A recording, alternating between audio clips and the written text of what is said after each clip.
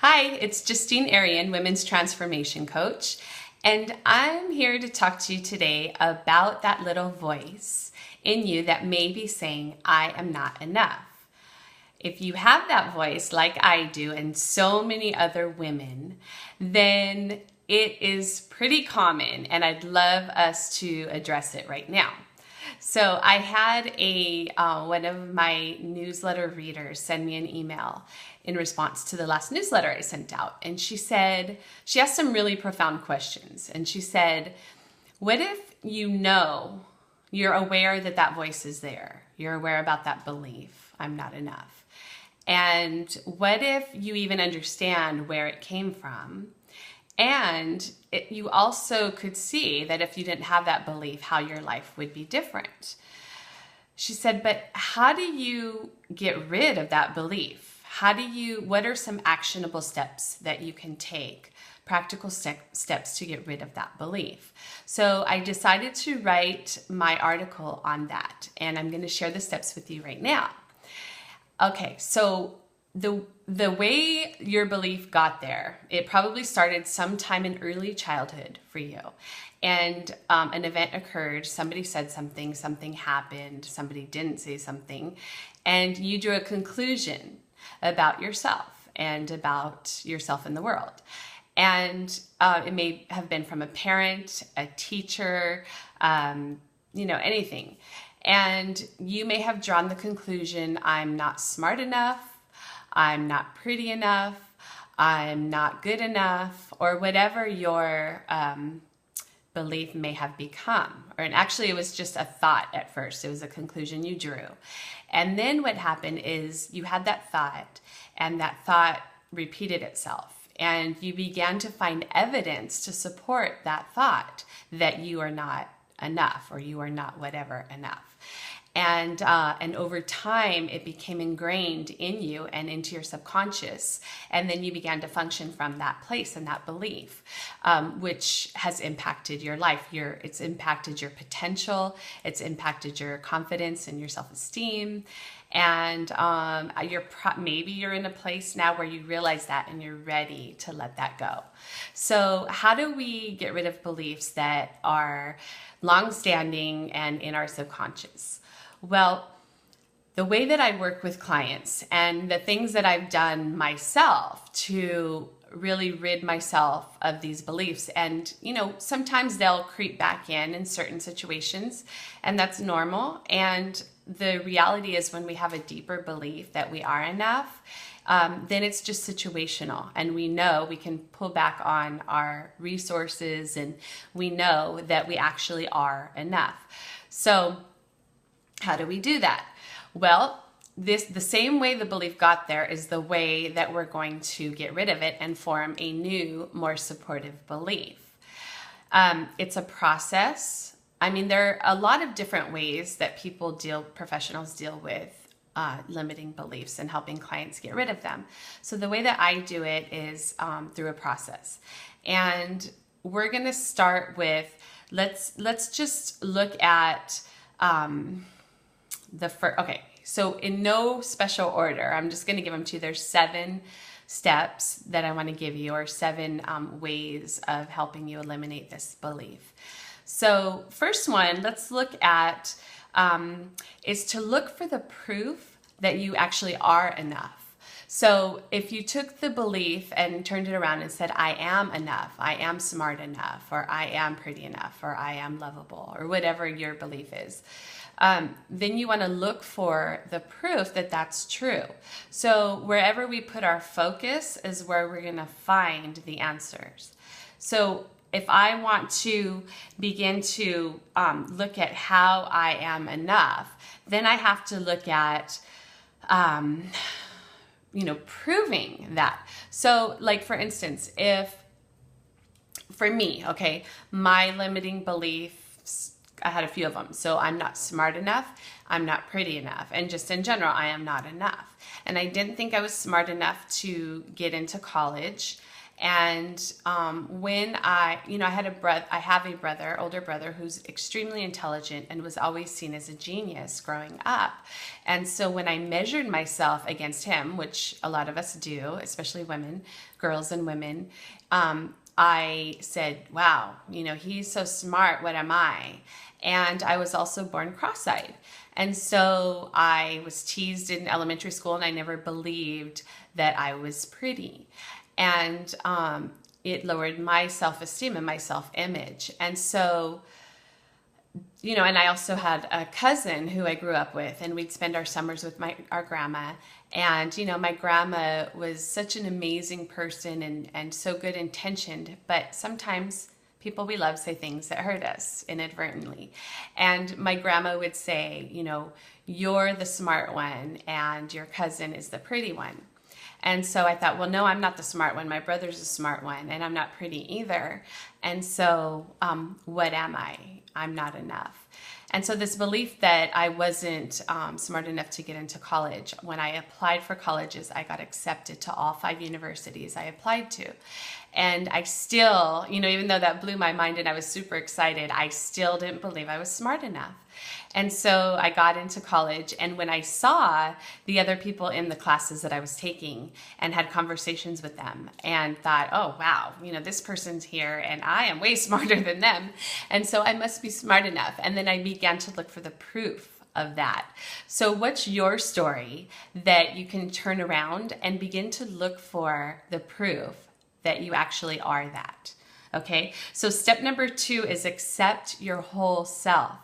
Now, there's a spectrum for all of us of, the thing that can be your greatest benefit can also be your biggest limiter.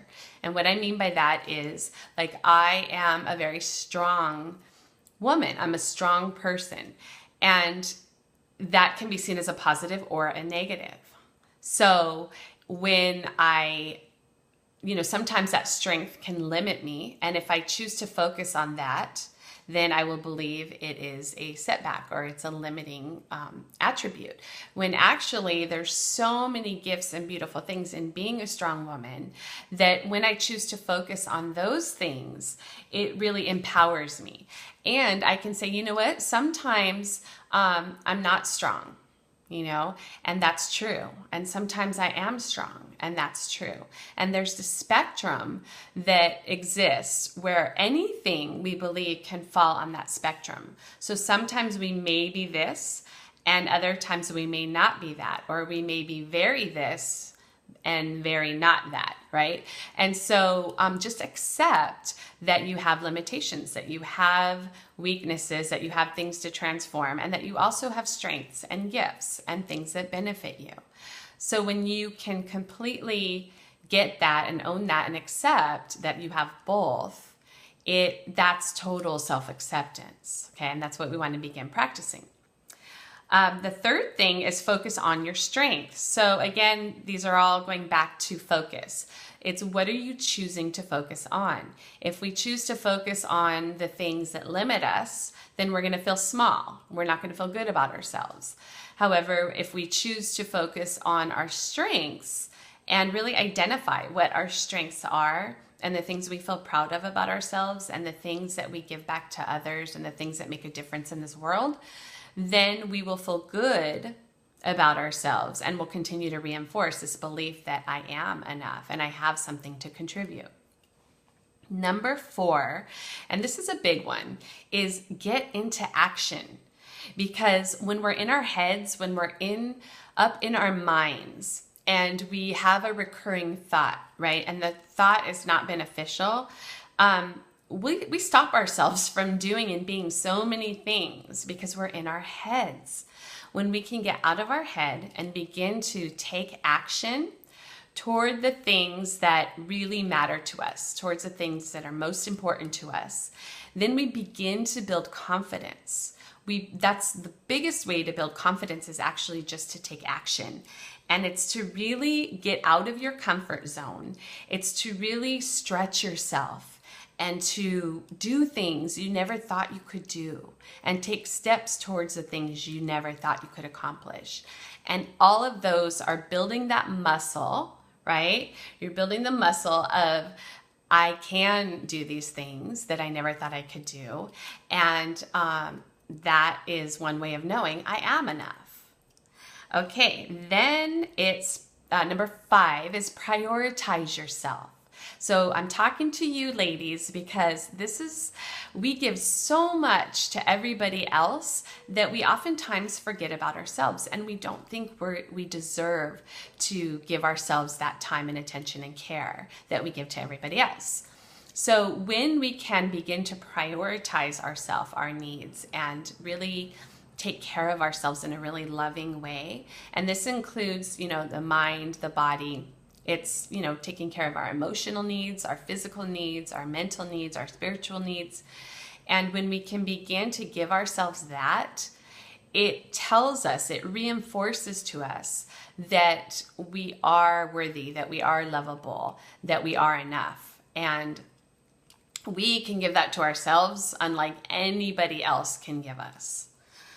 All right, number 6 is call in your reinforcements. And what I mean by this is surround yourself with people who see you as capable, with people who see you as enough, people who believe in you and who are supportive of you. And do this in your personal and professional life as much as possible. When you surround yourselves with the negative Nellies and the people who function similar, or maybe the very same people that helped you form these limiting beliefs in the first place, then it continues to reinforce the negative belief.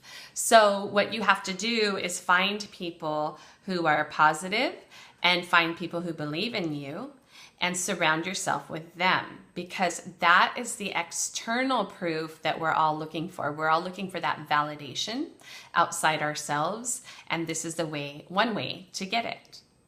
Okay, number 7 is align with your purpose. And this one I love. This is one of my favorites because I know that we're all here to make a difference, and I know we all have a purpose. And when we can recognize that and find our purpose and step into it fully and put it out there in the world, then it takes a lot of the pressure and focus off of us, and it puts it out there to the people that we're here to help, to the people that we're here to impact and to make a difference with. And so when you step fully into your purpose and you're living for something greater than you, and you're making that level of impact, that gives you confidence, that gives you fulfillment, that gives you the sense that you are enough because you're making a contribution. Okay, and that's what I really believe life is about. So I'm going to add in a step 8, and that is rinse and repeat.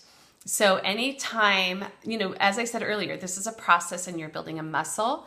And so I want you to continue to look for the proof, continue to surround yourself with positive people, continue to get into action and to take risks and to do things out of your comfort zone. Continue to focus on your strengths. I want you to align yourself, keep realigning yourself with your purpose and why you're here and the bigger thing that you're here to do.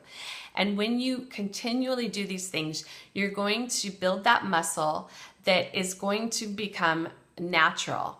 And you're going to form new beliefs that say, I am enough, I'm smart enough, I'm pretty enough, I'm enough exactly as I am. This is how I came here, and this is what I came to do and be and have. And you'll fully own your power. And in those times when the doubts come back in, or if you're in situations where you don't believe you're enough, you, like I said earlier, will have that enoughness that it's just temporary, it's just situational, and you have the tools to help you overcome that limiting belief. Okay, so that's what I have for you today. I would love to hear your comments, any feedback, questions, anything you have. You can comment in the blog post. You can send me an email directly at justinearian.com. That's JustineArian.com. I hope you have an awesome, amazing day, and I will be in touch with you soon. Thanks. Bye.